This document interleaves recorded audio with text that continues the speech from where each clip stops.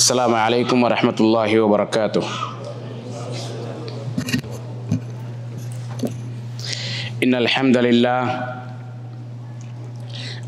لله رب العالمين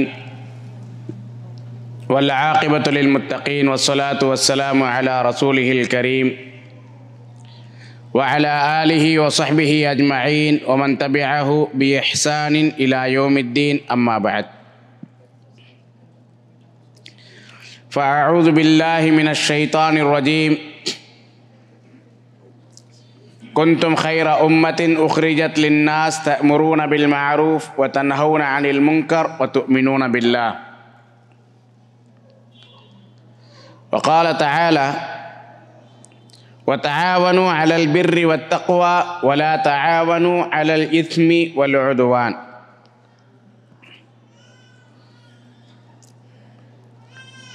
قال رسول الله صلى الله عليه وسلم: أمر بالمعروف صدقة ونهي عن المنكر صدقة. رب اشرح لي صدري ويسر لي أمري واحلل عقدة من لساني يفقهوا قولي. அளவற்ற அருளாளனும் நிகரற்ற அன்புடையோனுமாகிய ஏக இறைவன் அல்லாஹ்வின் திருப்பெயரால் ஆரம்பம் செய்கின்றேன். கண்ணியத்திற்குரிய உலமா பெருமக்களே, அன்பிற்கினிய சகோதர சகோதரிகளே, அல்ஹம்துலில்லாஹ், அல்லாஹ்வினுடைய மாபெரும் கிருபையால் இன்றைய தினத்தில் ஒரு சிறப்புமிக்க நிகழ்விலே அல்லாஹ்வினுடைய அருளை பெறுவதற்காக மார்க்கத்தை அறிந்து அதன்படி செயல்பட்டு பிற மக்களுக்கும் எடுத்துச் சொல்ல வேண்டும் என்ற உன்னத நோக்கத்தில் நம் அனைவரையும் அல்லாஹு தஆலா இங்கு ஒன்று சேர்த்திருக்கின்றான். அல்ஹம்துலில்லாஹ். கண்ணியத்திற்குரிய சகோதர சகோதரிகளே, இன்று எனக்கு வழங்கப்பட்டிருக்கக்கூடிய தலைப்பு இஸ்லாம் கூறும் மன நல்லிணக்கம். பொதுவாக மத நல்லிணக்கம், சமூக நல்லிணக்கம் என்றெல்லாம் நாம் கேள்விப்பட்டிருப்போம். ஆனால் இங்கே வழங்கப்பட்டிருக்கக்கூடிய தலைப்பு மன நல்லிணக்கம். மன நல்லிணக்கம் என்று சொன்னால் மனதால் நாம் ஒத்துப்போகுவது, பிறரிடத்திலே எவ்வாறு நடந்து கொள்வது போன்ற விஷயங்களை எல்லாம் இது உள்ளடக்கி இருக்கின்றது. குறிப்பாக முஸ்லிம் அல்லாத மக்களுடன் நம்முடைய தொடர்பு எப்படி இருக்க வேண்டும், அவர்களோடு நாம் எவ்வாறு நடந்து கொள்ள வேண்டும் என்பதை இஸ்லாம் மிக அழகான முறையிலே நமக்கு கற்றுத்தருகின்றது. இந்த மன நல்லிணக்கத்தை நாம் அறிந்து கொள்ள வேண்டும் என்று சொன்னால் முதலில் நம்முடைய கடமையை நாம் உணர்ந்து கொள்ள வேண்டும். அல்லாஹு தஆலா இந்த உலகத்திலே எண்ணற்ற படைப்புகளை படைத்து அந்த படைப்புகளில் சிறந்த படைப்பாக மனித இனத்தை படைத்திருக்கின்றார். அந்த மனித இனத்திலும் அல்லாஹு தஆலா நம்மை முஸ்லிம்களாக தேர்வு செய்திருக்கின்றார். குர்ஆனில் அல்லாஹ் கூறுகின்றான், ஹுவஜ் தபாக்கும், அவன் உங்களை தேர்வு செய்திருக்கின்றான். அல்லாஹு தஆலா நம்மை இந்த பூமியிலே முஸ்லிம்களாக வாழுவதற்காக தேர்வு செய்திருக்கின்றான். இந்த உலகத்திலே அல்லாஹ் மனிதர்களுக்கு வழங்கிய அருட்கொடைகளை எடுத்துக்கொண்டால் ஏராளமான அருட்கொடைகள் இருக்கின்றன. வயின் தஅது நிஅமத்தல்லாஹி லா துஹ்ஸூஹா, அல்லாஹ்வினுடைய அருட்கொடையை நீங்கள் எண்ண வேண்டும் என்று நினைத்தால் உங்களால் எண்ணி முடிக்க முடியாத அந்த அளவிற்கு மிகப்பெரிய அருட்கொடைகளை எல்லாம் அல்லாஹ் வழங்கி இருக்கின்றான். எண்ணற்ற அருட்கொடைகள் இருக்கின்றன. இந்த அருட்கொடைகளிலே மிகப்பெரிய அருட்கொடை எது தெரியுமா? செல்வம் அல்ல, உடல் ஆரோக்கியம் அல்ல, நல்ல வேலை இல்லை, வசதியான வீடு இல்லை. மாறாக இந்த அருட்கொடைகளிலேயே மிகப்பெரிய அருட்கொடை எது? இஸ்லாம் தான். அல்லாஹ் மட்டும் நமக்கு இந்த இஸ்லாத்தை வழங்கவில்லை என்று சொன்னால் நாம் எல்லாம் மரணத்திற்கு பிறகு எங்கு செல்லுவோம்? நிரந்தர வாழ்க்கையிலே நாம் செல்லக்கூடிய இடம் எதுவாக இருக்கும்? ஆக அல்லாஹ் சுப்ஹானஹு வ தஆலா இந்த மார்க்கத்தை நமக்கு வழங்கியதன் மூலமாக, நம்மை முஸ்லிம்களாக ஆக்கியதன் மூலமாக, ஈமான் என்னும் இந்த அருட்கொடையை வழங்கியதன் மூலமாக மிகப்பெரிய பாக்கியத்தை நமக்கு செய்திருக்கின்றான். சகோதரர் சகோதரிகளே, அந்த அடிப்படையில் அல்லாஹ் நம்மை முஸ்லிம்களாக ஆக்கி இருக்கின்றான், இஸ்லாம் எனும் இந்த நிஅமத்தை வழங்கி இருக்கின்றான் என்று சொன்னால் நம்முடைய பொறுப்பு என்ன? நம்முடைய வேலை என்ன? நம்முடைய குடும்பத்திற்காக, நம்முடைய வாழ்க்கையில் வாலிபத்தையும் நடுத்தர வயதில் பெரும்பாலான பகுதியையும் வெளிநாடுகளிலே கழித்து நாமும் நம்முடைய குடும்பமும் சந்தோஷமாக இருக்க வேண்டும் என்பதற்காகவே நம்முடைய வாழ்க்கையை தியாகம் செய்துவிட்டால் அல்லாஹ்விற்கு நாம் நன்றி செலுத்தியவர்களாகவும், அல்லாஹ் நமக்கு வழங்கி இருக்கக்கூடிய இந்த மார்க்கத்தினுடைய கடமையை நிறைவேற்றியவர்களாகவும் நாம் ஆகிவிட முடியுமா என்று சொன்னால் இல்லை.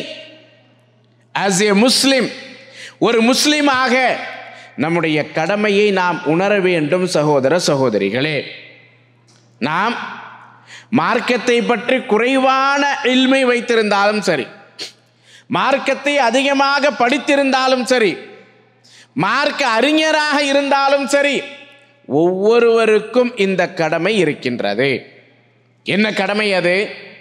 அல்லாஹு தஆலா 3வது அத்தியாயம் 110வது வசனத்திலே கூறுகின்றான், குந்தும் கைர உம்மத்தின் உக்ரிஜத் லின்னாஸ், நீங்கள் சிறந்த சமுதாயமாக இருக்கின்றீர்கள், மனிதர்களுக்காகவே தோற்றுவிக்கப்பட்டு இருக்கின்றீர்கள். நீங்கள் யார்? நீங்கள் தான் சிறந்த சமுதாயம். கைரு உம்ம, சிறந்த சமுதாயம். இந்த உலகத்தில் எத்தனையோ சமுதாயங்கள் வந்திருக்கின்றன. அந்த சமுதாயங்களுக்கெல்லாம் அல்லாஹ் வழங்காத ஒரு பட்டத்தை, அந்த சமுதாயங்களுக்கு அல்லாஹ் வழங்காத ஒரு சிறப்பை இந்த சமூகத்திற்கு வழங்கி இருக்கின்றான். அது என்ன? கைரு உம்ம, சிறந்த சமுதாயமாக இருக்கின்றீர்கள். எதற்காக சிறந்த சமுதாயமாக இருக்கின்றீர்கள்? உக்ரிஜத் லின்னாஸ், மனிதர்களுக்காக நீங்கள் தோற்றுவிக்கப்பட்டிருக்கின்றீர்கள். அல்லாஹ் சுப்ஹானஹு வ தஆலா ஒரு பட்டத்தை கொடுக்கின்றான் என்று சொன்னால் சாதாரணமாக கொடுக்க மாட்டான். உலகத்திலேயே நாம் பார்க்கின்றோம், ஒருவருக்கு உயர் பதவி வழங்கப்படுகின்றது என்று சொன்னால் சாதாரணமாக கொடுக்கப்பட்டு விடுமா? அதற்கு பின்னால் அவருடைய உழைப்பு எந்த அளவிற்கு இருக்கும், அதற்கு அடுத்து அவருக்கு எந்த அளவிற்கு பொறுப்பு இருக்கும். ஆக நமக்கு சிறந்த சமுதாயம் என்ற பட்டத்தை அல்லாஹ் வழங்குகின்றான் என்று சொன்னால் நாம் மனம் போன போக்கிலே வாழுவதற்காக அல்லாஹ் அந்த பட்டத்தை கொடுக்கவில்லை. மாறாக அல்லாஹ் சுப்ஹானஹு வ தஆலா எதற்காக அந்த பட்டத்தை கொடுக்கின்றான் என்று சொன்னால், உக்ரிஜத் லின்னாஸ், மனிதர்களுக்காகவே நீங்கள் தோற்றுவிக்கப்பட்டு இருக்கின்றீர்கள். மனிதர்களின் நன்மைக்காக, மனிதர்களை நேர்வழியின்பால் அழைப்பதற்காக, மனிதர்களுக்கு நன்மையை ஏவி தீமையை தடுப்பதற்காகத்தான் நீங்கள் சிறந்த சமுதாயமாக இருக்கின்றீர்கள். இந்த உலகத்திலே பார்த்தோம் என்று சொன்னால் உம்மத்து முஸ்லிமா என்ற இஸ்லாமிய சமுதாயமாக நாம் இருக்கின்றோம். இஸ்லாத்தை ஏற்றுக்கொள்ளாதவர்கள் யா கௌமி யா கௌமி என்று எல்லா தூதர்களும் தத்தது சமுதாய மக்களை பார்த்து அழைத்தார்களே, அல்லாஹ்வின் தூதர் ஸல்லல்லாஹு அலைஹி வஸல்லம் அவர்களை அழைத்தார்களே, அப்படி இஸ்லாமை ஏற்றுக்கொள்ளாதவர்கள் நபிகள் நாயகம் ஸல்லல்லாஹு அலைஹி வஸல்லம் அவர்களுடைய கௌம், அவர்களுடைய சமுதாயம். நாம் மார்க்கத்தை ஏற்றுக்கொண்ட சமுதாயம், அவர்கள் மார்க்கத்தை ஏற்றுக்கொள்ளாத சமுதாயம். அவர்களை பார்த்து நபி ஸல்லல்லாஹு அலைஹி வஸல்லம் அவர்கள் என்ன சொன்னார்கள் தெரியுமா? என்னுடைய சமுதாயம் என்று தான் சொன்னார்கள். பொதுவாக நம்ம என்ன செய்வோம்? முஸ்லீம் அல்லாதவர்களை அவங்க கைரு கௌமு, வேறு சமுதாயம் என்று சொல்லிவிடுவோம். ஆனால் அவர்கள் வேறு சமுதாயம் என்று சொன்னால் எந்த நபியினுடைய சமுதாயமாக இருக்கின்றார்கள்? அல்லாஹ்வின் தூதர் ஸல்லல்லாஹு அலைஹி வஸல்லம் அவர்களுடைய சமுதாயம்தான். ஆகவேதான் தாயிஃப் நகரத்திலே அந்த மக்கள் அல்லாஹ்வின் தூதர் ஸல்லல்லாஹு அலைஹி வஸல்லம் அவர்களை அந்த அளவிற்கு கொடுமைப்படுத்திய பொழுது ஜிப்ரீல் அலைஹிஸ்ஸலாத்து வஸ்ஸலாம் அல்லாஹ்வினுடைய உதவியோடு வந்து நீங்கள் அனுமதி கொடுத்தால் இந்த 2 மலைகளுக்கு நடுவிலும் வைத்து இந்த மக்களை நசுக்கி விடலாம் என்று சொல்லும் பொழுது அல்லாஹ்வின் தூதர் ஸல்லல்லாஹு அலைஹி வஸல்லம் வாயிலிருந்து வந்த வார்த்தை என்ன? அல்லாஹும்ம ஹதி கௌமி ஃபஇன்னஹும் லா யஅலமூன். யா அல்லாஹ், நீ என்னுடைய கௌமிற்கு, என்னுடைய சமுதாயத்திற்கு நேரான வழியை காட்டு, அவர்கள் அறியாத மக்களாக இருக்கின்றார்கள். யா அல்லாஹ், இவங்க யாரோ அழிச்சிருன்னு சொல்லலை, மாறாக யா அல்லாஹ் இவர்களும் என்னுடைய சமுதாய மக்கள் தான், அறியாமையின் காரணமாக என்னை அடிக்கின்றார்கள், அறியாமையின் காரணமாக துன்புறுத்துகின்றார்கள், அறியாமையின் காரணமாக நிராகரிக்கின்றார்கள். ஆகவே இவர்களுக்கு நீ நேர்வழியை கொடு என்று நபி ஸல்லல்லாஹு அலைஹி வஸல்லம் அவர்கள் பிரார்த்தனை செய்தார்கள். அந்த சமுதாய மக்களை நேர்வழியின்பால் அழைப்பதற்காகத்தான் அல்லாஹ் நம்மை சிறந்த சமுதாயமாக ஆக்கியிருக்கின்றார். எதற்காக நாம் கைர் உம்மா உஹ்ரிஜத் லின்னாஸ், அந்த மனிதர்களுக்காகவே நீங்கள் தோற்றுவிக்கப்பட்டிருக்கின்றீர்கள். அப்படியானால் உங்களுடைய வேலை என்ன? தஅமுரூன பில் மஅரூஃப் வ தன்ஹவுன அனில் முன்கர். நீங்கள் நன்மையை ஏவுகின்றீர்கள், தீமையை விட்டும் தடுக்கின்றீர்கள். உங்களுடைய வேலை என்ன? நன்மையை ஏவி தீமையை தடுப்பது. நீங்கள் நன்மையை ஏவுகின்றீர்கள், தீமையை விட்டும் தடுக்கின்றீர்கள். வதுமினூன பில்லாஹ், இன்னும் அல்லாஹ்வின் மீது நீங்கள் நம்பிக்கை வைக்கின்றீர்கள். ஒரு முஸ்லிமுடைய கடமை என்ன? ஒரு முஸ்லிமினுடைய பொறுப்பென்ன? இந்த மார்க்கத்தை பிற மக்களுக்கு எடுத்துச் சொல்வது, நன்மையை ஏவி தீமையை தடுப்பது. அல்லாஹ்வின் தூதர் ஸல்லல்லாஹு அலைஹி வஸல்லம் அவர்கள் ஹஜ்ஜத்துல் வதாவின் பொழுது, இறுதி ஹஜ்ஜின் பொழுது, ஹுத்பத்து ஹஜ்ஜத்துல் வதா, இறுதி பேருரை நிகழ்த்துகின்றார்கள். அந்த பேருரையிலே நபிகள் நாயகம் ஸல்லல்லாஹு அலைஹி வஸல்லம் அவர்கள் கூறுகின்றார்கள், ஃபல் யுபல்லிகிஷ் ஷாஹிதுல் காயிப். இங்கு வந்திருப்பவர்கள் வராதவர்களுக்கு இந்த செய்தியை எடுத்துச் சொல்லட்டும். இங்கே வந்திருப்பவர்கள் வராதவர்களுக்கு இந்த செய்தியை எடுத்துச் சொல்ல வேண்டும். அப்போ அங்கே வந்திருந்தவர்கள் யார்?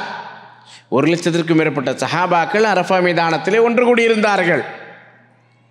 அந்த சஹாபாக்களை பார்த்து சொல்லுகின்றார்கள், இங்கு வந்திருக்கக்கூடியவர்கள் வராதவர்களுக்கு. வராதவர்கள் யார்?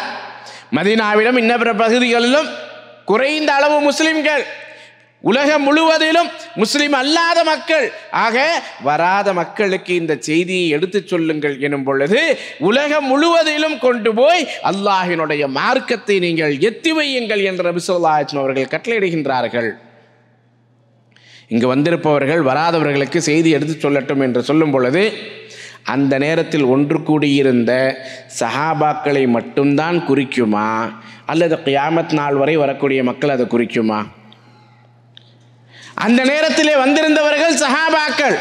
இப்பொழுது வந்திருப்பவர்கள், இந்த மார்க்கத்திற்கு வந்திருப்பவர்கள், மார்க்கத்தை ஏற்றிருப்பவர்கள், இதனை அறிந்தவர்கள் யார்? முஸ்லிம்களாகிய நாம். ஆக இந்த செய்தியை நீங்கள் வராதவர்களுக்கு, தெரியாதவர்களுக்கு எடுத்து சொல்லுங்கள் என்று சொன்னால் இந்த மார்க்கத்தை, இஸ்லாத்தை பிற சமூக மக்களுக்கு நாம் எடுத்துச் சொல்வது நம்முடைய கடமை என்பதை உணர வேண்டும். அதெல்லாம் எனக்கு கடமை இல்லை, அதையெல்லாம் மார்க்க அறிஞர்கள் பார்த்து கொள்ளுவார்கள். நான் உண்டு என் வேலை ஒன்று, நான் சம்பாதிக்க வந்தேனா, அல்லது ஊருக்கு 2 மாதம் லீவில் போகிறேன்னா, ஜாலியாக இருக்கிறேன்னா, சொந்த பந்தங்களை பார்க்கின்றேனா, நண்பர்களோடு வெளியிலே செல்லுகின்றேனா, குடும்பத்தோடு நான் சந்தோஷமாக இருக்கின்றேனா, இதோடு என்னுடைய கடமை முடிந்து விட்டது என்பது அல்ல சகோதர சகோதரிகளே. மாறாக அல்லாஹ்வினுடைய மார்க்கத்தை மக்களுக்கு எடுத்துச் சொல்வது ஒவ்வொரு முஸ்லிமின் மீதும் கடமை. அல்லாஹ் சுப்ஹானஹு வ தஆலா 12வது அத்தியாயம் சூரத்து யூசுப் 108வது வசனத்திலே கூறுகின்றான். என்ன சொல்லுகின்றான்? குல் ஹாதிஹி சபீலி அத்உ இலல்லாஹ் அலா பஸீரத்தின் அன வ மன் இத்தபஅனி. நபியே நீர் கூறுவீராக, இது என்னுடைய பாதை, நான் அல்லாஹ்வின் பக்கம் அழைக்கின்றேன். அலா பஸீரா, தெளிவான ஆதாரத்தின் மீது இருந்து கொண்டு நான் எந்த பாதையில் அழைக்கிறனோ அந்த பாதையில் எனக்கு எந்த விதமான சந்தேகமும் இல்லை. ஆக தெளிவான ஆதாரத்தின் மீது இருந்து கொண்டு நான் மட்டுமல்ல வமனித்தபனி நானும் என்னை பின்பற்றுபவர்களும் அல்லாஹ்வின் பக்கம் அழைக்கின்றோம். அல்லாஹு அக்பர். நம்ம அல்லாஹ்வின் தூதர் ஸல்லல்லாஹு அலைஹி வஸல்லம் அவர்களை பின்பற்றுகின்றோம் என்று சொன்னால் நம்முடைய கடமை என்ன? அல்லாஹ்வினுடைய மார்க்கத்தை பிற மக்களுக்கு எடுத்துச் சொல்வது, அல்லாஹ்வின் மார்க்கத்தின் பக்கம் மக்களை அழைப்பது. இது நம்முடைய கடமை. அல்லாஹ்வின் தூதர் ஸல்லல்லாஹு அலைஹி வஸல்லம் அவர்களுக்கு பிறகு இந்த கடமையை நம் மீது சுமத்தி விட்டு சென்றிருக்கின்றார்கள். நபி ஸல்லல்லாஹு அலைஹி வஸல்லம் அவர்கள் இந்த கடமையை நம் மீது சுமத்தி விட்டார்கள். சரி, எனக்கு மார்க்கமெல்லாம் அவ்வளோ தெரியாது, நான் எதை சொல்லுவேன்? அல்லாஹ்வின் தூதர் ஸல்லல்லாஹு அலைஹி வஸல்லம் அவர்கள் கூறுகின்றார்கள், பல்லிகு அன்னி வலவ் ஆயா, என்னிடமிருந்து உங்களுக்கு ஒரு செய்தி கிடைத்தாலும் அந்த செய்தியை நீங்கள் மக்களுக்கு எடுத்து சொல்லுங்கள். இப்போ இங்கே இருக்கிற நம்ம ஒரு 100 பேர் 200 பேர் உட்கார்ந்துருப்போம். மார்க்கத்தினுடைய ஒரு செய்தி நமக்கு லா இலாஹ இல்லல்லாஹ் முஹம்மது ரசூலுல்லாஹ் என்ற செய்தி தெரியுமா தெரியாதா? அதனுடைய அர்த்தம் தெரியுமா தெரியாதா? யாராவது எனக்கு இதுக்கு அர்த்தம் தெரியாது, இந்த லா இலாஹ இல்லல்லாஹ் தெரியாதுங்கன்னு சொன்னால் அவர் முஸ்லீமே இல்லை. ஆக நம்மில் ஒவ்வொருவருக்கும் கலிமா தெரியும், நம்மில் ஒவ்வொருவருக்கும் அல்லாஹ் ஒருவன் தான் என்பது தெரியும், நம்மில் ஒவ்வொருவருக்கும் அல்லாஹ்வின் தூதர் ஸல்லல்லாஹு அலைஹி வஸல்லம் அவர்கள் இறுதி தூதர் என்பது தெரியும், நம்மில் ஒவ்வொருவருக்கும் மரணத்திற்கு பிறகு ஒரு வாழ்க்கை இருக்கின்றது என்பது தெரியும், அங்கே சொர்க்கம் ஒன்று இருக்கின்றது, நரகம் என்று இருக்கின்றது, இரண்டில் ஏதோ ஒன்றுதான் நம்முடைய தங்குமிடம் என்பதும் தெரியும். இதை எடுத்து சொன்னால் நம்முடைய கடமை முடிஞ்சிடும். இதனை எடுத்துரைத்து விட்டால் நம்முடைய கடமை முடிந்துவிடும் சகோதர சகோதரிகளே.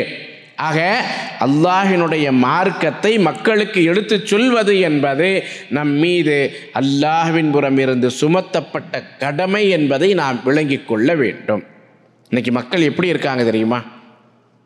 இன்று மக்கள் எப்படி இருக்காங்க தெரியுமா? இஸ்லாத்தை பற்றி சொன்னால் காது கொடுத்து கேட்கக்கூடிய மக்களாக இருக்கின்றார்கள். அல்லாஹினுடைய மார்க்கத்தை அறிந்து கொள்ள வேண்டும் என்ற ஆவலிலே இருக்கின்றார்கள். ஒரு சம்பவத்தை நான் உங்களுக்கு சொல்கிறேன்.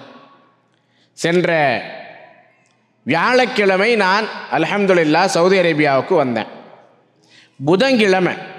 புதன்கிழமை என்னுடைய வாகனத்தில் குடும்பத்தோட ஒரு டீ கடையில் டீ குடிக்கிறதுக்காக வண்டியை நிறுத்துகிறேன். என்னுடைய வாகனத்தினுடைய காரில் பின்னாடி ஒரு ஸ்டிக்கர் ஒட்டி இருக்கும், நீங்கள் குர்ஆனை தமிழில் படிக்க விரும்பினால் இந்த எண்ணை தொடர்பு கொள்ளுங்கள் அப்படின்னு சொல்லிட்டு. அல்ஹம்துலில்லாஹ் நம்ம பல வாகனங்களில் இந்த மாதிரி ஸ்டிக்கர்களை ஒட்டி இருக்கிறோம். பல கடைகளில் அல்ஹம்துலில்லாஹ் கேலண்டர் மூலமாக இது போன்ற வாசகங்களை நம்ம இது பண்ணி இருக்கிறோம். பள்ளிவாசல்களுக்கு முன்னாடி முஸ்லீம் அல்லாத மக்களுடைய பார்வை படக்கூடிய விதத்திலே நாம் இது போன்ற ஃப்ளெக்ஸுகளை ஒட்டி இருக்கிறோம். அதை பார்த்து ஏராளமான மக்கள் இஸ்லாத்தை பற்றி அறிந்து கொண்டிருக்கின்றார்கள். அப்போ நான் காரை நிறுத்தின உடனே 2 சகோதரர்கள் வர்றாங்க. அவங்க அந்த டீ கடையிலிருந்து டீ குடிச்சிட்டு வெளியே போகிறவங்க வர்றாங்க. பாய், குர்ஆன் கிடைக்குமா? எப்பொழுதுமே வாகனத்திலே குர்ஆனும் புத்தகங்களும் இருக்கும். அந்த நேரத்தில் புத்தகங்கள் இருந்தன. அவர்கிட்ட 2 புத்தகத்தை கொடுத்து, இந்த எண்ணை நீங்கள் தொடர்பு கொள்ளுங்கள், உங்களுக்கு குர்ஆன் வீடு தேடி வரும். அதற்கடுத்து நான் அவரிடத்திலே அவருடைய எண்ணை வாங்கிவிட்டேன். உங்களுடைய ஃபோன் நம்பரை கொடுங்கன்னு வாங்கிட்டேன். கொடுத்துட்டாரு. நான் மறுநாள் காலையில் அன்று இரவே ஏர்போர்ட்டிற்கு செல்ல வேண்டும். என்னுடைய நண்பர்களுக்கு தாவா பணியிலே நம்மோடு இணைந்து செயல்படக்கூடியவர்களுக்கு அவருடைய பெயரையும் ஃபோன் நம்பரையும் கொடுத்து, இவர் என்னிடத்திலே இந்த இடத்தில் குர்ஆனை கேட்டார், அந்த நேரத்தில் கொடுக்க முடியவில்லை, நீங்கள் கொண்டு போய் கொடுங்கள் என்று சொன்னதும் 2 நாட்கள் கழித்து அவருக்கு ஃபோன் செய்ததும் அவர் அல்ஹம்துலில்லாஹ் எங்களுடைய லைப்ரரிக்கு வந்தார், குர்ஆனை வாங்கி கொண்டு சென்று விட்டார். நீண்ட நேரம் அமர்ந்து இஸ்லாத்தை பற்றி இஸ்லாத்தை பற்றி அறிந்து கொண்டார். என்கிட்ட பேசும்போது கூட, பாய் குர்ஆனை நான் அப்படியே அரபியிலேயே படிக்கணும், அதை தெரிஞ்சுக்கணும்னு ரொம்ப ஆவலாக இருக்கேன் பாய். மக்கள் இஸ்லாத்தை பற்றி அறிந்து கொள்ள வேண்டும் என்பதில் மிகுந்த ஆர்வத்தோடு இருக்கின்றார்கள் சகோதர சகோதரிகளே. நம்ம தான் கொண்டு போய் சேர்க்கறதில்லை, நாம் தான் கொண்டு போய் சேர்ப்பதில்லை. விசிட் அவர் மாஸ்க் என்ற நிகழ்ச்சியை நடத்துவோம். அதாவது முஸ்லீம் அல்லாதவர்களை வாருங்கள் வந்து பள்ளியை பாருங்கள் என்று பள்ளிவாசலுக்கு அவர்களை நாம் அழைப்போம். வந்து பள்ளிவாசலை பார்த்துட்டு போவாங்க. உசூரில் இந்த நிகழ்ச்சி நடத்தினோம். நிகழ்ச்சி நடத்தி அல்ஹம்துலில்லாஹ் 100க்கும் மேற்பட்ட முஸ்லீம் அல்லாத சகோதர சகோதரிகள் வந்தாங்க. பள்ளிவாசலில் இது மெஹராபு, இது மிம்பரு, இப்படி தொழுகிறோம், இப்படி ஒது செய்வோம், பள்ளியில் வந்து இப்படித்தான் இருக்கும், இஸ்லாம் என்ன அடிப்படையான செய்திகளை சொல்லுகின்றது என்று பல்வேறு விஷயங்களை அல்ஹம்துலில்லாஹ் அந்த இடத்துல நாம் அவர்களுக்கு எடுத்து சொல்லுவோம். எல்லாம் முடிஞ்சிருச்சு. காலை 9 மணியிலிருந்து 10 மணியிலிருந்து மக்ரிப் வரை ஏராளமான மக்கள் வந்துக்கிட்டும் போயிட்டு இருந்தாங்க. அவர்களுக்கு இஸ்லாத்தை எடுத்து சொல்லி கொண்டே இருந்தோம்.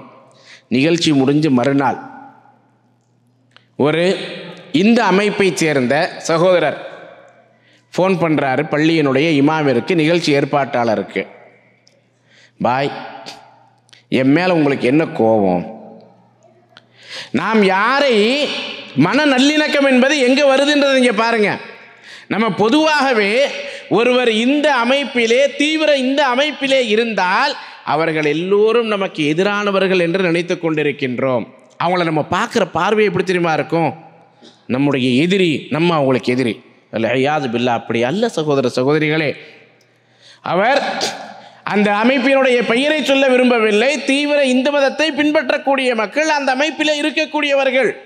அவர் ஃபோன் பண்ணுறாரு. ஃபோன் பண்ணி சொல்கிறார் அந்த அமைப்பினுடைய செக்ரட்டரி, பாய் என் மேலே உங்களுக்கு என்ன கோபம்? எங்கள் அமைப்பினுடைய தலைவரை கூப்பிட்டுருக்குறீங்க, என்னையும் கூப்பிடாம விட்டீங்க நிகழ்ச்சிக்கு. அல்லாஹு அக்பர்.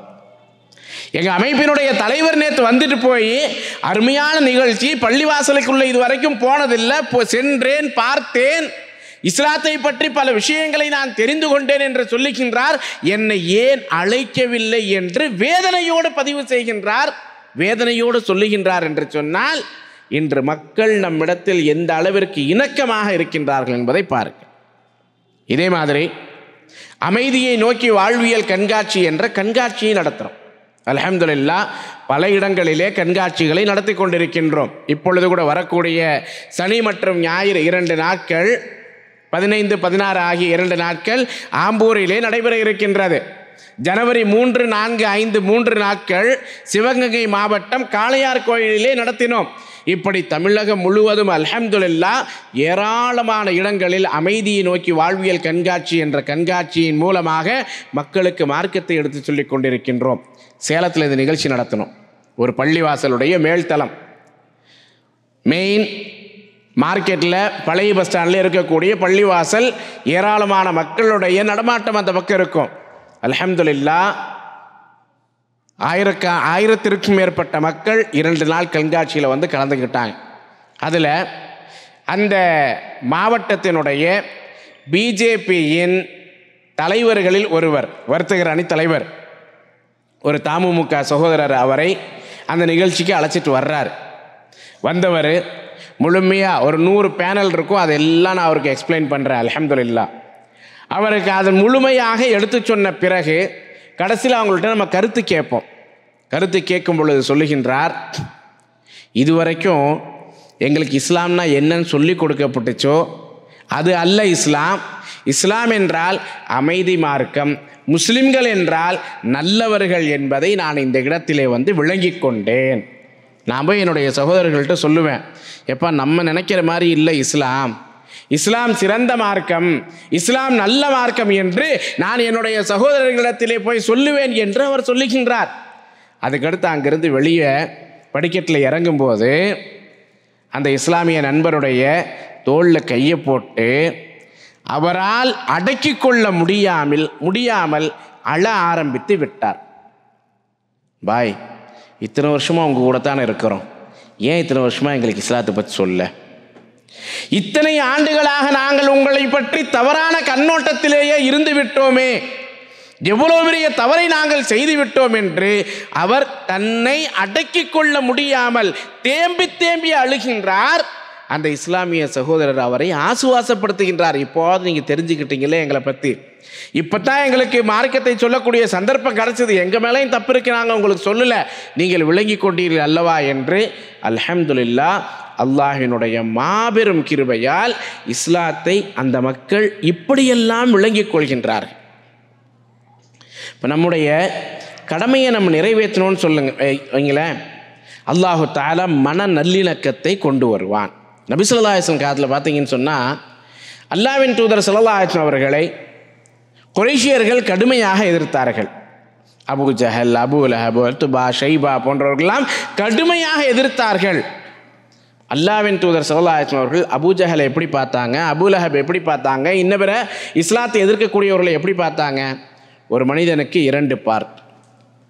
ஒன்று அவன் மனிதன், மற்றொன்று அவனுடைய கொள்கை. அல்லாஹ்வின் தூதர் ஸல்லல்லாஹு அலைஹி வஸல்லம் அவர்கள் அந்த மனிதனுக்கு எதிரானவராக இருந்தார்களா, அவனுடைய கொள்கைக்கு எதிரானவராக இருந்தார்களா? யாருக்கு எதிராக இருந்தாங்க நபி ஸல்லல்லாஹு அலைஹி வஸல்லம்? இன்னைக்கு நம்ம யாருக்கு எதிராக இருக்கிறோம்? இன்று நாம் யாருக்கு எதிராக இருக்கின்றோம்? இஸ்லாமியர்கள் யாருக்கு எதிராக இருக்கின்றார்கள்? எல்லாரும் அப்படி இல்லை.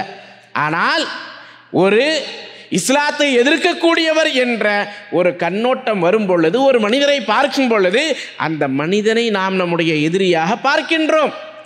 அந்த மனிதரை நாம் எதிரியாக பார்க்கும் பொழுது நாம் அவரிடத்தில் எப்படி நடந்து கொள்ளுவோம்? அல்லாஹு தஆலா சொல்றான், ஷைத்தான் உங்களுடைய எதிரி, நீங்கள் அவனை உங்களுடைய தோழர்களாக ஆக்கிக் கொள்ளாதீர்கள். ஃபத்தஹிதுஹு அதுவா, அவனை எதிரியாகவே நீங்கள் பாருங்க. அப்போ ஷைத்தானை எப்படி பார்க்கணும்? எதிரியாக தான் பார்க்கணும். அவன் நல்ல மனுஷன்தான், ஒரு நல்ல ஷைத்தான் தான், இப்லீஸ் தான், அவன் கொள்கை சரியில்லைன்னு பார்க்கக்கூடாது. அவன் நம்முடைய எதிரி, அவனை எதிரியாக தான் பார்க்கணும். ஆனால் மனிதர்களை பற்றி அல்லாஹ் குர்ஆனில் எங்கேயாச்சும் அப்படி சொல்லியிருக்கிறானா? இவர்களை நீங்கள் உங்களுடைய எதிரிகளாகவே பாவியுங்கள் என்று சொல்லி இருக்கின்றானா? இல்லை. அல்லாஹ்வினுடைய தூதர் ஸல்லல்லாஹு அலைஹி வஸல்லம் அவர்கள் அவர்களுடைய கொள்கையைத்தான் எதிர்த்தார்கள். ஆகவேதான் அடித்தாலும் துன்புறுத்தினாலும் அவர்களுக்கு நேர்வழி கிடைக்க வேண்டும், நரகத்திற்கு செல்லக்கூடாது என்பதற்காக அல்லாஹ்வின் தூதர் ஸல்லல்லாஹு அலைஹி வஸல்லம் அவர்கள் அந்த மக்களுக்கு மார்க்கத்தை எடுத்து சொன்னார்கள். மக்கா வெற்றியின் பொழுது அல்லாஹ்வின் தூதர் ஸல்லல்லாஹு அலைஹி வஸல்லம் அவர்கள் காலித் பின் வலீத் ரலியல்லாஹு அன்ஹு அவர்களை பற்றி கேட்கின்றார்கள். காலித் பின் வலீதிற்கு இன்னும் இஸ்லாத்தை ஏற்றுக்கொள்ளக்கூடிய நேரம் வரவில்லையா? யாரு? உஹது போரிலே தோல்வி கிடைப்பதற்கு மிக முக்கியமான காரணியாக இருந்தவர், பல போர்களிலே இஸ்லாமியர்களை எதிர்த்து போரிட்டவர். அவரை பற்றி நபி ஸல்லல்லாஹு அலைஹி வஸல்லம் சொல்லும்போது, இப்போ நமக்கு வெற்றி கிடைச்சிருச்சுப்பா, எங்க காலிதை கூப்பிடு, அவருடைய கதையை முடிப்போம் என்று சொல்லவில்லை. மாறாக அல்லாஹ்வின் தூதர் ஸல்லல்லாஹு அலைஹி வஸல்லம் அவர்கள் அப்பொழுது சொல்லுகின்றார்கள், காலிதிற்கு இஸ்லாமை ஏற்றுக்கொள்ளக்கூடிய நேரம் இன்னும் வரவில்லையா? ஏன்? அல்லாஹ்வின் தூதர் ஸல்லல்லாஹு அலைஹி வஸல்லம் அவர்கள் அந்த மக்களோடு அந்த அளவிற்கு இணக்கமாக இருந்தார்கள். குர்ஆனிலே அல்லாஹ் சுப்ஹானஹு வ தஆலா எப்படி சொல்றான் அப்படின்னு சொன்னா, லா யன்ஹாகுமுல்லாஹு அனில்லதீன லம் யுகாத்திலூக்கும் ஃபித்தீனி வலம் யுக்ரிஜூக்கும் மின் தியாரிக்கும் அன் தபர்ரூஹும் வ துக்ஸிது இலைஹிம் இன்னல்லாஹ யுஹிப்புல் முக்ஸிதீன். மன நல்லிணக்கம் என்பது முஸ்லிம் அல்லாதவர்களுடன் நாம் எவ்வாறு நடந்து கொள்ள வேண்டும். பொதுவாக நம்ம எப்படி நடந்துக்கிறோன்றதை நான் சொன்னேன், எப்படி நடந்துக்கணும் அப்படின்றத அல்லாஹ் இங்கே சொல்கிறான். முஸ்லிம் அல்லாதவர்களுடன் உங்களுடைய தொடர்புகளை நீங்கள் நல்ல முறையில் ஆக்கிக் கொள்ளுங்கள். முஸ்லிம் அல்லாதவர்களுடன் நீங்கள் உங்களுடைய தொடர்பை சிறந்ததாக ஆக்கிக் கொள்ளுங்கள். எதற்காக? அவர்களுக்கு மார்க்கம் போய் சேர வேண்டும் என்பதற்காக. அல்லாஹு தஆலா சூரத்துல் மும்தஹினாவினுடைய 8 மற்றும் 9வது வசனத்திலே கூறுகின்றான், லா யன்ஹாகுமுல்லாஹ், அல்லாஹ் தடுப்பதில்லை. யாரை விட்டும்? அனில்லதீன லம் யுகாத்திலூக்கும் ஃபித்தீன், மார்க்கத்திலே உங்களிடத்தில் எவர்கள் உங்களோடு சண்டையிடவில்லையோ, வலம் யுக்ரிஜூக்கும் மின் தியாரிக்கும், உங்களுடைய வீடுகளை விட்டும் உங்களை வெளியேற்றவில்லையோ, அவர்களை விட்டும் அல்லாஹ் உங்களை தடுக்கவில்லை. எதை விட்டு? அல்லாஹ் எதை செய்வதை விட்டும் தடுக்கவில்லை. அன் தபர்ரூஹும், நீங்கள் அவர்களுக்கு நன்மை செய்வது, அவர்களிடத்தில் நல்ல முறையில் நடந்து கொள்வதை விட்டும் அல்லாஹ் தடுக்கவில்லை. வ துக்ஸிது இலைஹிம், அவர்களிடத்தில் நீதமாக நடந்து கொள்வதை விட்டும் அல்லாஹ் தடுக்கல. உங்களுக்கு யார் எதிராக இல்லையோ, உங்களை எதிர்த்து எவர்கள் சண்டையிடவில்லையோ, உங்களுடைய செல்வத்திற்கும் உங்களுடைய குடும்பத்திற்கும் எந்த விதமான தீங்குகளையும் ஏற்படுத்தவில்லையோ, அப்படிப்பட்ட மக்களிடத்தில் நீங்கள் நல்ல முறையில் நடந்து கொள்வதற்கும் அதே போன்று அவர்களிடத்திலே நீதமாக நடந்து கொள்வதற்கும் உங்களுக்கு எந்த தடையும் இல்லை. அல்லாஹு தஆலா உங்களுக்கு எந்த தடையையும் ஏற்படுத்தவில்லை என்பதை அல்லாஹ் இங்கே கூறுகின்றான். அல்லாஹு தஆலா இன்று நம்மோடு வசிக்கக்கூடிய முஸ்லிம் அல்லாத மக்களை இப்படிப்பட்ட மக்களாகத்தான் ஆக்கியிருக்கின்றான். 95% மக்கள் இப்படித்தான் இருக்கின்றார்கள். ஒரு 5% தான் எதிர்க்கக்கூடியவர்கள், நமக்கு பல்வேறு விதமான நஷ்டங்களை ஏற்படுத்தக்கூடியவர்கள். ஆனால் 95% நம்மோடு இணக்கமாக இருக்கக்கூடிய மக்கள். அப்போ நம்ம என்ன செய்யணும்? அல்லாஹு தஆலா 5வது அத்தியாயத்தினுடைய 2வது வசனத்திலே கூறுகின்றான், வதஆவனு அலல் பிர்ரி வத்தக்வா வலா தஆவனு அலல் இஸ்மி வல் உதுவான். நீங்கள் நன்மைக்கும் இறையச்சத்திற்கும் ஒருவருக்கொருவர் உதவி செய்து கொள்ளுங்கள், தீமைக்கும் இறை மறுப்பிற்கும் வரம்பு மீறுதலுக்கும் ஒருவருக்கொருவர் நீங்கள் உதவி செய்யாதீர்கள். அப்போ எதற்கு நீங்கள் உதவி செய்யணும்? நன்மையான காரியத்திலும் இறையச்சத்திலும் ஒருவருக்கொருவர் நீங்கள் உதவி செய்து கொள்ளுங்கள். இன்றைக்கி நம்ம பார்க்குறோம், சமூக நல்லிணக்கம், மத நல்லிணக்கம் என்ற பெயரிலே இஸ்லாத்திற்கு முரணாக செய்யப்படக்கூடிய காரியங்களுக்கு உதவி செய்கிறத நம்ம பார்க்குறோம். இஸ்லாத்திற்கு முரணான காரியங்களில் உதவி செய்யக்கூடியதையும், இஸ்லாத்திற்கு முரணான காரியங்களை முஸ்லிம்களையே செய்வதையும் நாம் பார்க்கின்றோம். இது அல்ல மன நல்லிணக்கம், சமூக நல்லிணக்கம் என்பது இது அல்ல. மாறாக நாம் நம்முடைய மார்க்கத்திலே உறுதியாக இருந்தவர்களாக இருக்கக்கூடியவர்களாக அல்லாஹ்வினுடைய மார்க்கத்தை அவர்களுக்கு நல்ல முறையிலே எடுத்து சொல்லி அவர்களோடு இணக்கமாக வாழ வேண்டும் என்பதைத்தான் குர்ஆனும் ஹதீஸும் நமக்கு தெளிவுபடுத்துகின்றன. அல்லாஹ்வினுடைய தூதர் ஸல்லல்லாஹு அலைஹி வஸல்லம் அவர்கள் இப்படிப்பட்ட இணக்கத்தை தான் மக்களுக்கு மத்தியிலே ஏற்படுத்தினார்கள். இப்படிப்பட்ட மன நல்லிணக்கத்தை தான் நபிகள் நாயகம் ஸல்லல்லாஹு அலைஹி வஸல்லம் அவர்கள் உருவாக்கினார்கள். இப்படிப்பட்ட மன நல்லிணக்கத்தை உருவாக்கி அந்த மக்களுக்கு மார்க்கத்தின் பக்கம் அழைப்பை கொடுத்து அந்த மக்கள் ஏற்றுக்கொள்ளவில்லை என்று சொன்னால் அதற்காக நபிகள் நாயகம் ஸல்லல்லாஹு அலைஹி வஸல்லம் அவர்கள் வேதனைப்பட்டார்கள், கவலைப்பட்டார்கள். எந்த அளவுக்கு கவலைப்பட்டாங்க தெரியுமா? அல்லாஹு தஆலா கூறுகின்றான், فَلَعَلَّكَ بَاخِعٌ نَفْسَكَ عَلَى آثَارِهِمْ إِن لَّمْ يُؤْمِنُوا بِهَذَا الْحَدِيثِ أَسَفًا. நபியே, இந்த மக்கள் இந்த வேதத்தின் மீது நம்பிக்கை கொள்ள மாட்டார்கள் என்பதற்காக கவலைப்பட்டு உங்களை நீங்களே அழித்துக் கொள்வீர்கள் போலிருக்கின்றது என்று சொல்லுகின்றான். 18வது அத்தியாயம் 6வது வசனம். அல்லாஹ் கூறுகின்றான், இந்த மக்கள் இந்த வேதத்தின் மீது நம்பிக்கை கொள்ளவில்லை என்பதற்காக கவலைப்பட்டு உங்களை நீங்களே அழித்துக் கொள்வீர்கள் போல இருக்கின்றது. அல்லாஹு அக்பர். ஆக நம்முடைய கடமையை உணர்ந்தால் நாம் பிற சமூக மக்களோடு நல்ல முறையில் வாழுவோம், இணக்கத்தோடு வாழுவோம். அப்படி இணக்கத்தோடு வாழுவதற்கான வழியை இஸ்லாம் நமக்கு சொல்லித் தருகின்றது. குறிப்பாக ஒரே ஒரு விஷயத்தை சொல்லி முடிக்கின்றேன். இன்று முஸ்லிம் அல்லாத சகோதர சகோதரிகள் நம்மோடு பழகுகின்றார்கள், நம்முடன் சேர்ந்து வாழ்ந்து கொண்டிருக்கின்றார்கள், நம்மோடு வேலை செய்து கொண்டிருக்கின்றார்கள், நமக்கு அவர்கள் உதவியாக இருக்கின்றார்கள், நாம் அவர்களுக்கு உதவியாக இருக்கின்றோம். எதை தவிர? இஸ்லாத்தை சொல்வதை தவிர. இஸ்லாத்தை மட்டும் சொல்றதில்ல. ஆனால் அல்லாஹு தஆலா என்ன சொல்றான் தெரியுமா? وَإِنْ أَحَدٌ مِّنَ الْمُشْرِكِينَ اسْتَجَارَكَ فَأَجِرْهُ حَتَّى يَسْمَعَ كَلَامَ اللَّهِ. இறை மறுப்பாளர்களில் அல்லாஹ்விற்கு இணை வைக்கக்கூடிய மக்களில் யாரேனும் உங்களிடத்திலே வந்து அபயம் தேடினால், உங்களிடத்திலே அவர்கள் பாதுகாப்பு கோரினால் அவர்களுக்கு நீங்கள் பாதுகாப்பு கொடுங்கள். எதுவரை? ஹத்தா யஸ்மஅ கலாம் அல்லாஹ், அல்லாஹ்வினுடைய வார்த்தையை அவர்கள் கேட்கும் வரை. அல்லாஹ்வினுடைய வார்த்தை அவங்க காதில் விழ வரைக்கும், அல்லாஹ்வினுடைய வார்த்தைகளை அவர்களுக்கு நீங்கள் சொல்லும் வரை, அவர்கள் கேட்கும் வரை நீங்கள் அவர்களுக்கு பாதுகாப்பு கொடுங்கள். சும்ம அப்லிகுஹு மஅமனா, பிறகு அவர்களை அவர்களுடைய பாதுகாப்பான இடத்திலே கொண்டு போய் நீங்கள் சேர்த்து விடுங்கள் என்று அல்லாஹு தஆலா கூறுகின்றான். ஆக முஸ்லிம் அல்லாத மக்களோடு நாம் வாழும் பொழுது அவர்களுக்கு அல்லாஹ்வினுடைய மார்க்கத்தை கொண்டு போய் சேர்ப்பது தான் இணக்கத்திற்கான வழி என்பதை இஸ்லாம் நமக்கு சொல்லுகின்றது. இப்படி நம்ம செய்யலைன்னு வைங்களேன், மறுமை நாளிலே அல்லாஹ் நம்மை விசாரிப்பான். எப்படி விசாரிப்பான்?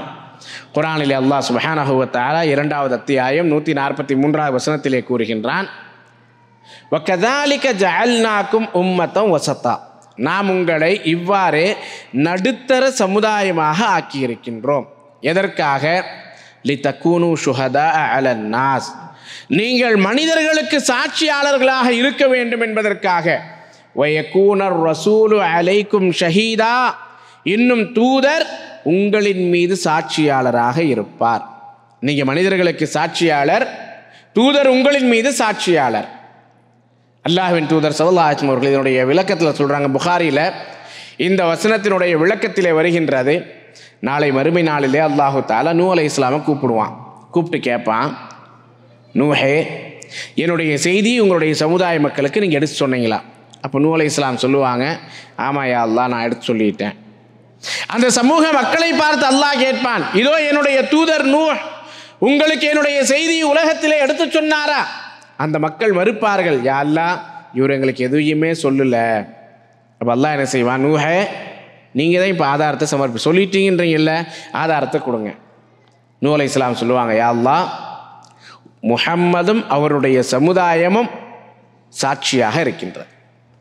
முஹம்மதும் அவருடைய சமுதாயம் எனக்கு சாட்சியாக இருக்கின்றது.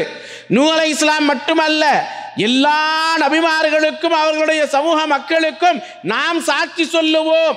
நமக்கு நபிகள் நாயகம் ஸல்லல்லாஹு அலைஹி வஸல்லம் அவர்கள் சாட்சி சொல்லுவார்கள். அப்போ மற்ற சமுதாய மக்களுக்கு நம்ம சாட்சி சொல்லும்போது நம்மோடு சேர்ந்து வாழக்கூடிய முஸ்லீம் அல்லாத மக்களுக்கு நம்ம சாட்சி சொல்ல மாட்டோமா? கண்டிப்பாக சாட்சி சொல்லுவோம். அப்போது நம்முடைய அண்டை வீட்டார், நம்முடைய ரூம்மேட், நம்மோடு பணிபுரியக்கூடியவர்கள், நம்மோடு வேலை செய்யக்கூடியவர்கள், நம்முடைய நண்பர்கள் என்று முஸ்லீம் அல்லாத மக்கள் நாளைக்கு மறுமை நாளில் நம்ம முஸ்லீம்களாக இருக்கிறோம், அல்லாஹ் நமக்கு இந்த நியமத்தை கொடுத்துருக்கிறான், நம்ம நல்ல அமல்களை செய்கிறோம், அல்லாஹ் அவனுடைய அருளை கொண்டு நாளை மறுமையில் நம்மை சொர்க்கத்திற்கு அனுப்பும் பொழுது ஒரு வேளை நம்முடைய கையை பிடிச்சி, யா அல்லாஹ், இவர் என்னுடைய நண்பர், இவர் என்னுடைய பிஸ்னஸ் பார்ட்னர், இவருடைய ரூம்மேட், இவர் என்னுடைய அண்டை வீட்டுக்காரர், நான் இவருடைய வீட்டில் தான் வேலை செய்து கொண்டிருந்தேன், ஒரு பெண்மணி, யா அல்லாஹ், இவங்க வீட்டில் தான் நான் 25 வருஷம் வேலை செஞ்சுக்கிட்டு இருந்தேன். இப்படி அவர்கள் உலகத்தில் நாங்கள் ஒன்றாக இருந்தோம், இவர்கள் தொழுகைக்கு செல்லுவார்கள், ரமதானுடைய மாதத்திலே நோன்பு நோற்பார்கள், ஆனால் ஒரு நாள் கூட உன்னுடைய மார்க்கத்தை இவர்கள் எங்களுக்கு எடுத்து சொல்லவில்லை. ஒருவேளை உலகத்தில் இவங்க இஸ்லாத்தை சொல்லியிருந்தா நாங்களும் முஸ்லீமாகி நாங்களும் இஸ்லாத்தை ஏற்றுக்கொண்டு சொர்க்கத்திற்கு செல்லக்கூடிய மக்களில் ஆகியிருப்போமே. யா அல்லாஹ், இஸ்லாத்தை இவர்கள் மறைத்த குற்றத்திற்காக, எங்களுக்கு சொல்லாத குற்றத்திற்காக முதலிலே இவர்களுக்கு தண்டனையை கொடு, பிறகு எங்களை நீ நரகத்திற்கு அனுப்பு என்று அல்லாஹ்விடத்திலே சொல்லிவிட்டால் நம்முடைய நிலை என்ன? அல்லாஹ்விடவே பொய் சாட்சி சொல்ல முடியுமா? யா அல்லாஹ் சொல்லிட்டேன்னு சொல்லாமையே. ஆனால் நாம் சொல்லி இருந்தால் அல்லாஹ்விடத்தில் தப்பிக்கலாம். யா அல்லாஹ், நான் உன்னுடைய மார்க்கத்தை இவருக்கு எடுத்து சொன்னேன், இவர் ஏற்றுக்கொள்ளவில்லை, நேர்வழி உன்னுடைய கையிலே இருந்தது, சொல்வது என்னுடைய கடமை, நான் சொல்லிவிட்டேன் யா அல்லாஹ் என்று அல்லாஹ்விடத்திலே நாம் சொல்லிவிடலாம். சகோதர சகோதரிகளே, ஆகவே பிற சமூக மக்களுக்கு மார்க்கத்தை எடுத்து சொல்வதன் மூலமாக இந்த இஸ்லாத்தை கொண்டுதான் மன நல்லிணக்கம் என்பது ஏற்படும் என்பதில் எந்த விதமான சந்தேகமும் இல்லை. அது மட்டுமல்ல, இந்த இஸ்லாத்தை பிற மக்களுக்கு எடுத்து சொல்லக்கூடிய கடமை ஒவ்வொரு முஸ்லிமுக்கும் இருக்கின்றது. முஃமினான முஸ்லிமான ஒவ்வொரு ஆணுக்கும் பெண்ணுக்கும் இருக்கின்றது. கட்டாயமாக நாம் அனைவரும் இந்த மார்க்கத்தை மக்களுக்கு எடுத்து சொல்ல வேண்டும். இல்லை என்று சொன்னால் உலகத்திலும் அல்லாஹ் நம்மை தண்டிப்பான், மறுமையிலும் அல்லாஹ்விடத்திலே தண்டனை இருக்கின்றது என்பதை நாம் உணர்ந்தவர்களாக அல்லாஹ்வினுடைய மார்க்கத்தை நாமும் கடைபிடித்து பிற மக்களுக்கும் எடுத்துச் சொல்ல வேண்டும். அல்லாஹ் கூறுகின்றான், ஒமன் அஹ்ஸனு கௌலம் மிம்மன் தஆ இலல்லாஹ், அல்லாஹ்வின் பக்கம் மக்களை அழைத்து வஅமில சாலிஹன், தானும் நல்ல அமல்களை செய்து வகால இன்னனி மினல் முஸ்லிமீன், நான் முஸ்லிம்களில் ஒருவனாக இருக்கின்றேன் என்று சொல்லுகின்றானோ அவனை விட சொல்லால் சிறந்தவன் யார்? ஆக அல்லாஹ்வின் பக்கம் மக்களை அழைக்க வேண்டும், நாமும் நல்ல அமல்களை செய்ய வேண்டும், நம்மை ஒரு முன்மாதிரி முஸ்லீமாக காண்பிக்க வேண்டும். அதற்கான பாக்கியத்தை அல்லாஹு தஆலா எனக்கும் உங்களுக்கும் தந்தருள்வானாக. அல்ஹம்துலில்லாஹ். அல்லாஹு தஆலா உங்களை சந்தித்து இந்த ஒரு சில விஷயங்களை பகிர்ந்து கொள்வதற்கான வாய்ப்பை வழங்கினான். முதலில் அல்லாஹ்விற்கு நான் நன்றி செலுத்துகின்றேன். அதற்கடுத்து அல்ஹம்துலில்லாஹ் ஷேக்மார்களுக்கும் இந்த வாய்ப்பை வழங்கியதற்காக என்னுடைய நன்றியை தெரிவித்துக் கொள்கின்றேன். அல்லாஹு தஆலா நம் அனைவருக்கும் மார்க்கத்தை தெளிவான முறையிலே புரிந்து அதனுடைய அடிப்படையில் செயல்படக்கூடிய பாக்கியத்தை நம் அனைவருக்கும் தந்தருள்வானாக. பிற மக்களுக்கு எடுத்துச் சொல்லக்கூடிய இந்த பொறுப்பையும் நிறைவேற்றக்கூடிய பாக்கியத்தை தந்தருள்வானாக. அல்லாஹ் நம் மூலமாக ஏராளமான மக்களுக்கு நேர்வழியை தந்தருள்வானாக. ஆமீன். வாஹிரு தஅவானா அனில் ஹம்துலில்லாஹி ரப்பில் ஆலமீன். வஸல்லல்லாஹு அலா நபியினா முஹம்மத். வஸ்ஸலாமு அலைக்கும் வரஹ்மத்துல்லாஹி வபரகாத்துஹு.